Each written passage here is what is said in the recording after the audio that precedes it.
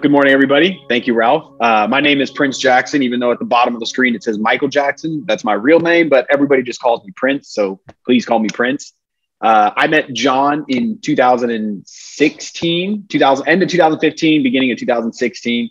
We started a student service organization at Loyola Marymount University. We're both rocking the creative Zoom background. I was born Los Angeles, California. I was fortunate enough to be able to travel the world at a young age with my father. And I'll let, I guess, John introduce himself, and then we can kind of give some more background information after. Yes, thanks, Prince. Good morning, everyone, or good afternoon, wherever you may be. My name is John Muto, the president of the Heal Los Angeles Foundation. Just really excited to be on this and share any tips or wisdom or any questions you guys may have for us. But kind of like what Prince said, met him back in 2016. Before I met him, obviously a big Michael Jackson fan. Not only just his music, but really grew up with him and Mr. Rogers and my mom and my uncle that taught me really to give back at a young age. But Michael was my big hero. I call it my big Rocky moment when I saw a video of Michael talking about his own foundation called Heal the World, and just was inspired by it as a young age. And till this day, I still can't believe that, I met Prince and we're friends now, and everything that we've gone through. It's just been a great experience. And like I said, just really here to share everything that you guys want to know. So thank you for having us. Really appreciate it. Absolutely. Do you mind if we just kind of jump right into some of the student questions that I'm getting sent already? Yeah, for sure. Okay. So the kids want to know, how were you guys able to connect through COVID? Giving back with all the social distancing, with all the rules, especially being in Los Angeles. Did it make it more difficult? How did you guys adapt and pivot to that? That's a very good question. I think, like everybody in the beginning of the pandemic, nobody really knew what to do. When we had officially became a nonprofit, actually at the end of 2019, and we were gearing up to start putting in-person programs like cooking classes in school. And of course, obviously the pandemic started, I believe, in March or April of 2020. And that was right as our cooking class was actually about to start. So John and I took like a month, maybe 2 months to see what the environment was like, if this is really going to be, a 2-week thing, which obviously it wasn't. And then we started trying to look at other people and see what other people were doing, which I think John and I both agree at that point, it was beneficial for us to kind of follow the leaders, so to say. But as the pandemic kind of dragged on, it became a hindrance, or it held us back in the sense that we were being a little too cautious or a little too apprehensive. And there was a lot of good work that we could do out there in a safe manner. But because of the scare around the pandemic, it kind of discouraged us from doing that. So that's one of the biggest lessons we learned actually in 2020, was that we just need to be thinking both with our hearts and with our brains, because we want to do good for our communities. We want to help our neighbors and our friends and our families, but we also have to do it smartly. We have to think, I don't know if that's a word, but we have to do it with a high level of thinking to make sure that we're not making a problem worse, and we actually are providing some form of benefit. I don't know, John, if there's something that you want to add there, is like how, because you're more on John's the guy who makes stuff happen. You know what I mean? I may have an idea, but John figures out how to make that idea happen. So he's probably going to have some better input there. Yeah, just to add to what you said, Prince, I think for everyone here, Prince has a lot of great resources, and Prince always uses his resources for the benefit of the community. So for 2 examples, during COVID, we had our grab and goes, which is still going on till this day. Prince knew a friend that worked at a company called Fresh and Lean, and they provide, hot meals ready to go, or you have to have the microwave or put them in the oven. But that's something we started in 2020, and it was at a church that our board member runs. And then at the time, we had another board member. She was the head chef at Yamashiro Hollywood, which is in LA. And she just wanted to help out any way possible. So that was when we created our Bento Box Program. And that was really for all of our healthcare workers during at the time when it was just madness. And we were just delivering very nice bento meals to the healthcare workers, because a lot of them, they got pizza, they got pretty much all the unhealthy food. So like the sushi and fish side was a really nice change for everyone. And everyone in LA knows Yamashiro, so they definitely appreciated that. But just like I said, just really utilizing the resources and the help that you have within your network can take you a long way. And I'd like to also add to that, specifically with the grab and go program, that almost costs us no money, which is a really cool thing. Like John said, we do look at the resources both that we both have, that I have with my family. And with Fresh and Lean, they're a food making company, and sometimes they don't sell all the food they make, which means that food is just going to waste otherwise. So they recognize that, and they already were doing programs where they would donate the leftover food packages to local nonprofits. So we just kind of hopped on that program that they were already running. And like John said, we had a board member who has a church, and churches are I think religious buildings, I don't want to exclude any denomination, but they're really great like centers to communities, and people who truly like believe and they want to support their communities. Our board member's name's Ray. His church was fantastic. They had volunteers there Monday through Friday at the height of the pandemic outside, just because that's what they wanted to do. They wanted to help their community. And again, it cost us almost nothing to do that. And it's just a really cool, both an entrepreneurial sense that we identified a need, we identified resources, and we were able to bring those resources to those in need. But also it's a cool way on how we can make such a big impact. I believe our number is over 30,000 at this point, meals given out, I would assume. And again, it just came from creative thinking, and it's just such a really cool, I guess, combination of entrepreneurial mindset as well as philanthropic and the idea of giving back. I was just going to ask about the numbers. Those are impressive numbers that you guys have done, even in spite of COVID. And it's just absolutely wonderful. We have a question from Ginevra in Italy. And Ginevra, you had an awesome question you should be able to ask. Hi. It's a really great pleasure to talk to you. And my question is, what are your long-term goals? That's a very good question.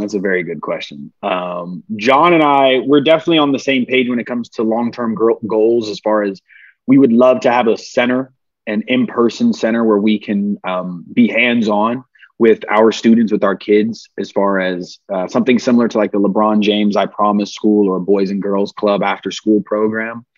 I think that when it comes to foundations, in my personal experience, when foundations get too big, they lack the original purpose for why they were started. We're here to help the community and help people.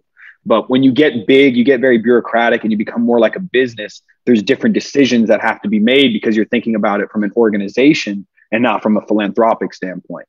So long term, I'd love to see the Heal Los Angeles Foundation spread to other cities in the United States, but also other cities around the world. But because of my apprehension or my fear of the foundation growing too big and not being able to actually make a positive impact, I really would like to see this grow in a decentralized way, which essentially means that the foundation that services Los Angeles would be run by people who live in Los Angeles. John and I are both residents and we're Los Angelinos through and through. So if we do move towards like a New York, a Chicago, if we went to Mumbai, I'm not a member of that community and I don't know what's going to be best for those members. So what John and I would like to do is to identify people who share that same passion for giving back and empower them to do what we're doing within their own city. And it doesn't have to be the same way. John and I have identified different neighborhoods and areas that are high in have high rates of childhood obesity, childhood diabetes. And those are the areas that we're focusing on to provide physical fitness clinics, as well as nutrition and just healthy education. But that's not the same problem in different cities, So for us, I'd like to think of it as a tailored approach. And we don't want to do it just because it makes us look good. We want to do it because we're focused on impact. So if we can't make the impact we're looking for, there's tons of other foundations out there that we would love to collaborate with that can do it. But if we can do it, then we will do it. And John, I don't know if you also have any other long-term goals you'd like to add in there. Yeah, I mean, just going back to the part you were talking about, Prince, about the center, just a little background. All of our programming that we're doing now, and we have two so far that we're very proud of. We have our virtual cooking class and another program called Power Up, which is our fitness program. All these programming that we're doing, it's trial and error right now for the long-term plan of the center. So, your typical Boys and Girls Club or after school programs, they have maybe music class, dance class, art class, or, college bound.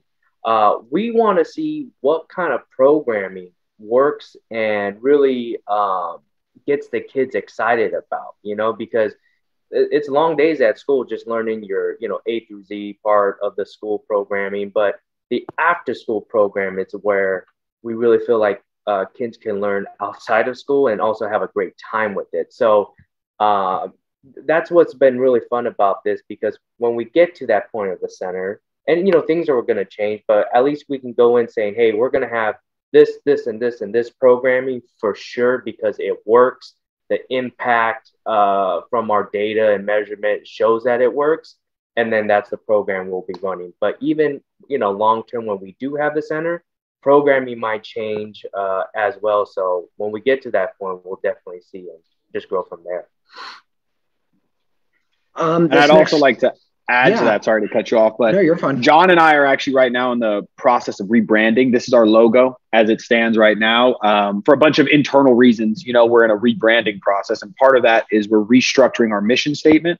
The mission is staying the same, but the wording is different. And I do want to highlight the difference, because what we're adding in is we want to teach kids foundational life skills that are kind of overlooked in a traditional education system, such as balancing a checkbook, financial literacy, stuff that is important once you graduate and you're kind of on your own, but is really a complex or complicated topic.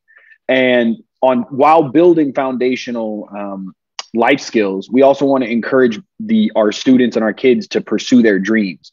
And that's something that is not a finite quality. It's something that kind of came up both in my upbringing with my father. He was always encouraging me to pursue whatever it is that I wanted to, and providing me with resources to learn about those dreams so I could pursue them. And likewise with John and his dreams, his family encouraged him to pursue his dreams, and so that's more of a culture or an environment that we would like to build, and we would like to inspire our peers, people younger than us, people older than us, to pursue your dreams while having a solid foundation for your life. That's great, solid advice. We'll go with a few more questions and then we'll let you guys go. So we have a question from Ricardo, and we'll start for John, and then Prince, you can answer. Ricardo, you are in Italy. You should be able to unmute to ask your question. Okay. You listen to me? Yeah, we can hear you. Okay. Hi, I'm very happy to talk to you. And I have a simple question. Are you happy about the progress you have done until now, or you think you can do more? Do you think there's more to be done, is what he's saying? Oh, yes, definitely. Going into this year, I'm very excited to launch our third program. We're thinking about mental health, just learning from all the learnings and articles about kids and especially teens dealing with severe mental health and lack of SEL, which is social emotional learning. That's one program we're looking to do this year, but being more broad, definitely a lot more work to be done. The word healing is a big word to me. Obviously, it's the name to our foundation, but there's such a strong, powerful name to the word heal that, I think for just a long time, we're going to be doing more work for our community just to better everyone. So a short story, I think, we'll always be doing more. I mean, in a way of saying this, I guess correctly, is, there's going to be a problem every year, whether it's something new. Like, think of COVID. There's a new variant. It's a new problem every month. So I think there's something about the work that we're doing is that we're going to find out new stuff that, you know, kids are lacking, teens are lacking, that we want to support with. And not only kids and teens, but, you know, we're very focused on families too. What can we do to help out? You know, whether it's, hey, is it helping families apply for CalFresh? For people who don't know what CalFresh is, it's a program for families to collect a EBT card to pay for groceries. Just little things like that can make a long difference. But great question. But yeah, definitely a lot of work to be done for sure.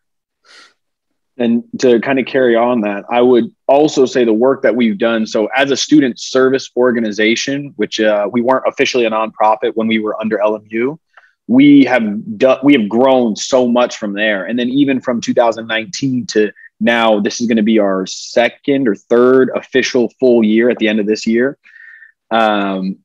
It's a personal struggle that I deal with either in philanthropy or in entrepreneurial ventures, that there's the drive. There's always more to be done. You can always do more. But at the same time, if you focus too much on that, I feel like you'll lose the appreciation for how much you've done and how far you've come, you know. And for John and I'm very proud of where our foundation is at. You know, we're on this, like I said, is going to be our third year, and we're hoping to introduce our third program. And I think when you say it in that way, it might not feel like a lot, because John and I have goals of healing the world, you know, and making every child's life a better place. But having a realistic approach, and also patting yourself on the back when you can and when it's deserved. John and I have, you know, we made it through a pandemic in unprecedented time, at least in our generation. And during that, we were able to provide really awesome COVID relief programs. Our cooking class turned into something so much better than it would have been if COVID didn't happen. And our physical fitness class, I actually feel like, became better because these kids had been locked up for so long. They were just so excited. So it's a balance. And what that balance is hard to say, but recognize the accomplishments that John and we have to recognize those accomplishments that we have done, but also know that our work is not done, and that we should prepare for what's to come, and that we should always be looking to grow, to improve ourselves, but still appreciating the work that we've done so far. So it's ever revolving is what exactly. You're saying. Exactly. We have a cool question. And you know, I know this is kind of like a little off the wall there, but you had mentioned your dad, and Diego had a really good question. I was wondering this myself, and this goes to both John and Prince. Diego wanted to know, what is your favorite song of your father's? This is for both of you guys. Ooh. That's a tough one. It's a tough one. You had to pick one. If you had to pick one. It's tough. I mean, maybe an album. I could do an album over a song, but there's so much.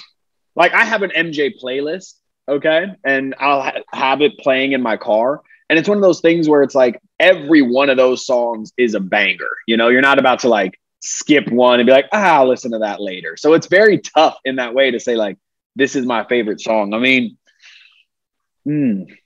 John, I don't know. Do you have? I like this question a lot. Mine definitely will be "Stranger in Moscow." Someone would have asked me like, "Hey, what's a Michael Jackson song you would recommend?" It would definitely be "Stranger in Moscow." I think if you could see the live version that he did during the history tour on YouTube, oh man, it's sensational. But it probably won't be the most popular Michael Jackson song, but you give it time, you let it marinate for a little bit, it'll creep up on you. Yeah. I think in that same vein, I think the song is "Don't Let Go of My Hand." I know I should know it, but I know, John, you would know. That's the name of the song, right? Don't Let Go of My Hand. With the flamenco guitar. I'm pretty sure it's the same album. I'm not about to sing it, so let me. If you guys had to pick an album, we'll go with album to play it safe. One album. Oh, mine would be happens. I'm sorry. Whatever happens. That's going to be one of my favorite, just because of the instruments in the background, the way my father's voice moves. I think similar to John's, it's one of those kind of slept on songs, but when it does marinate, it's something else.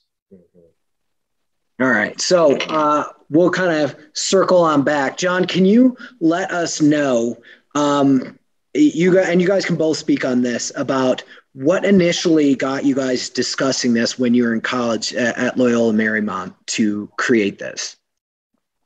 Like, how did it spark? Yeah. For me, you know, like I said, I was always been a big Michael Jackson fan.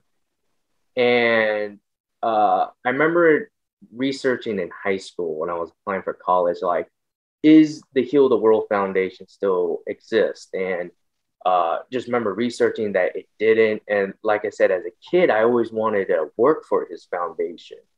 But then, you know, like I said, did the research, didn't see anything exist. And then as I was transferring to LMU, going into my sophomore year, I saw like you know, Twitter and social media, they have algorithms based on what you like. And I remember seeing a tweet from Prince saying, you know, he made a hard decision, but he's going to LMU.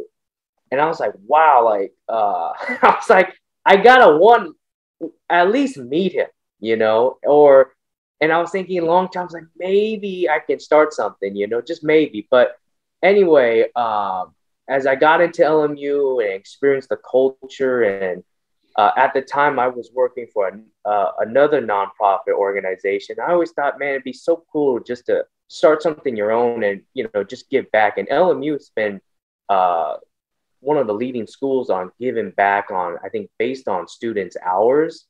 But, you know, when I was thinking about working with Prince, I was like, well, let me think about what can I approach him with? Because I just don't want to tell him, hey, I want to start a student org. So I thought about it. And then it's always been in my head of like, well, instead of Heal the World, what about Heal LA, Heal Los Angeles? And then I looked back at the Heal the World Foundation mission, and there was to end world homelessness, hunger, and child abuse. So I literally copied that and pasted it, but I was like, let me dim it down to just LA hunger, LA homelessness, and child abuse. So one of my favorite stories is that I saw Prince and I was like hiding behind the bushes because I was like nervous and also didn't know what to really say to him. But then I popped out. It was at nighttime too. And I was just rambling on. I was like, you know, one, I'm a big MJ fan.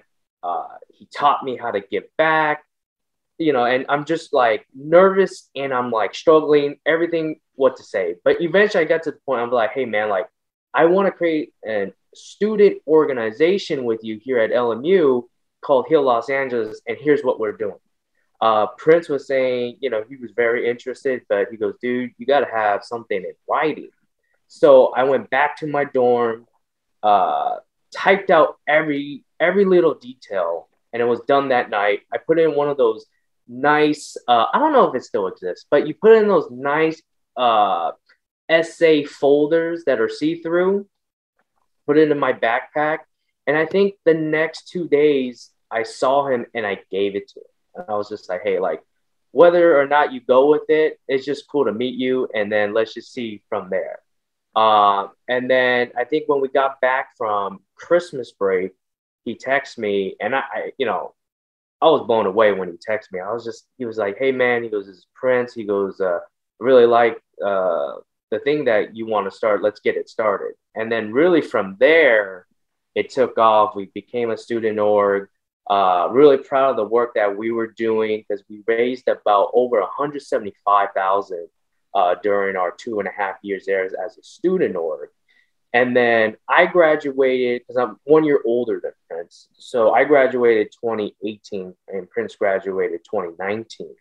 So once I graduated, I was working, and then about going into Prince's last semester, he was like, "Hey, let's make this into a official nonprofit." And then pretty much, like people say, the rest is history. But we definitely changed our mission from homelessness, hunger, and child abuse to more focus on educational stuff. Yeah, you guys have done a heck of a lot, and you guys haven't been around for very long, which is like really, really cool. We don't want to eat too much of your time, but Prince, can I jump it over to you for a student question? The kids want to know what was like kind of a defining moment in your life with your upbringing, obviously with your father and who he was, and he did a lot of philanthropic work and a lot of giving back. Was there one thing that you can think of, one moment where you realized the power of kindness? It's hard to say if it's one moment, just because when I did a lot of traveling growing up, my dad always made it a point to go visit either orphanages or children's hospitals, places where he felt that children were lacking in love, either for a physical ailment that they had or based on society's kind of quote unquote status that they placed them in. So I remember going to a lot of less fortunate kids than myself. And specifically, I don't remember where it was, like what country or what hospital, but I remember being in a hospital and it wasn't a hospice, but there was a lot of sick kids. It may have been a cancer ward, and they were all laying in bed, and the vibe in there generally is not a happy vibe. And it's hard to make it a happy vibe. But when my dad went in there, he would come not dressed as Santa Claus, but like Santa Claus, where he'd have these big sacks of toys, books, games, whatever it is. And he would spend the day there, essentially opening the gifts with these kids, playing with these kids in a way that, because of their illness and because of the cancer, that they weren't able really to do that. And he felt that just being able to share that kind of childhood experience or childhood wonder would make a positive impact on their life. And from my personal experience, I've seen just temporarily, even the mood change, the kids get a lot of energy. It almost feels like the life comes back to their face. I've heard stories. People have told me that they met my dad when they were really sick and they were much younger. And you'll hear stories of them all of a sudden making a miraculous recovery because of the love, laughter, and just genuine good vibes that he shared with them. And then after my dad died, I grew up, I was still doing charity. But the one that really kind of reconnected me back to my roots is I was working at the Children's Hospital in Los Angeles, which is a really great hospital. They try their best to make it a very happy environment, bright colors, beautiful pictures. And I was working with a program called Literally Healing, which basically we would go and we would deliver books to kids' rooms. And I was in the bone cancer. I don't remember the technical term, but it's essentially the bone cancer ward. And those kids really need to be protected from any and all bacteria. So it's very strict, but it brought me back to that same feeling that I could sit there. I remember one kid taught me how to play dominoes. He was always winning, so I don't think he was like teaching me how to play, but it's such a gratifying feeling to know that you had a positive impact on somebody who really needs it. And so when I think about philanthropy, that's the memory that comes back to me, both the time I spent in the hospital with my dad and the time after. And it really makes it worthwhile. Well, it's wonderful to see his influence still resonating years, decades down the line, and I know it will continue. So before we go, we'll start with one final question, and it's this, and we'll start with John. John, can you tell the kids, as they kind of go off in the world and figure out what they want to do, can you talk to them about how they can make a difference in their community, wherever they're at in the world? And then we'll hand that question over to Prince in the end. Man, that's a good question. Not sure if this will answer the question, but I remember when I was just graduated high school, and I definitely knew I wanted to work in nonprofit and give back to my community and even further than my community. And I remember speaking to one of the executive directors at the Boys and Girls Club. I was asking him all types of questions. And that's one of my tips too, is ask all the questions. Don't feel like there's any dumb questions. Even in school or work sometimes, like if a question seems like, oh, I should know this, just ask it. There's no harm in that. But anyway, going back to the story, I was asking him all these questions, and he goes, John, he goes, I love it. You're smart and blah, blah, blah. He goes, and you want to give back, which is so great. He goes, but make sure you take care of yourself first before you can take care of others. Didn't fully understand what he was saying at the time, but now that, you know, you went into college, you're out of college, it makes so much sense now of like your health and your own well-being. But once you have that, you know, figured out, it makes the process so much easier. Like, you know, you can help out others. Like, I'm always thinking, even like, I'm big on like the whole finance thing. And I was telling Prince this the other day, but just helping out my friends, you know, that's helping out others too. It doesn't always have to be, you know, thinking about like giving out money or, you know, giving to the homeless or anything like that. But that's something that resonates with me till this day of like, you know, making sure you take care of yourself before you can take care of others. And then once you have that figured out, like I said, it becomes easier to take care of others.